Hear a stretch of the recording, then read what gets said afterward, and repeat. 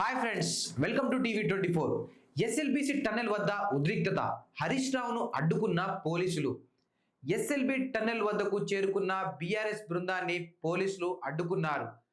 నలుగురికి మాత్రమే అనుమతి ఉందని చెబుతున్నారు. దీంతో హరీష్ రావుతో సహా జగదీశ్వర్ రెడ్డి, శ్రీనివాస్ గౌడ్, నిరంజన్ రెడ్డి, ఇతర బీఆర్ఎస్ నేతలు రోడ్డుపైన కూర్చొని ఆందోళన చేస్తున్నారు. 14 నెలల పాలనలో 4 ప్రాజెక్టులు కొట్టుకుపోయాయి.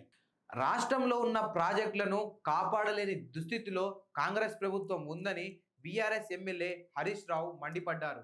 కృష్ణా జలాలను ఆంధ్రప్రదేశ్ తరలించుకుపోతుంటే చోద్యం చూసినట్టు చూస్తున్నారని దుయ్యబట్టారు. గోదావరిపై బనకచర్ల ప్రాజెక్టు నిర్మిస్తుంటే నోరెత్తడం లేదని ఫైర్ అయ్యారు. ఎస్ఎల్బిసి టన్నెల్ వద్ద ఆయన మాట్లాడుతూ కాంగ్రెస్ 14 నెలల పాలనలో 4 ప్రాజెక్టులు కొట్టుకుపోయాయి. ఎస్ఎల్బిసి వద్ద శిథిలాల తొలగింపులో వేగం పెంచాలి అని పేర్కొన్నారు.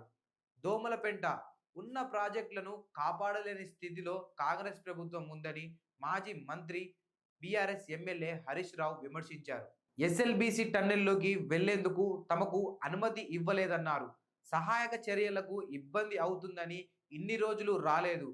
6 రోజులు గడిచినా చిక్కుకుపోయిన వారి ఆచూకీ ఇప్పటి వరకు స్పష్టత లేదు. ఎస్ఎల్బిసి కోసం ఆనాడు కాంగ్రెస్ ప్రభుత్వం 3,300 కోట్లు ఖర్చు పెడితే బీఆర్ఎస్ ప్రభుత్వం 3,900 కోట్లు ఖర్చు చేసింది.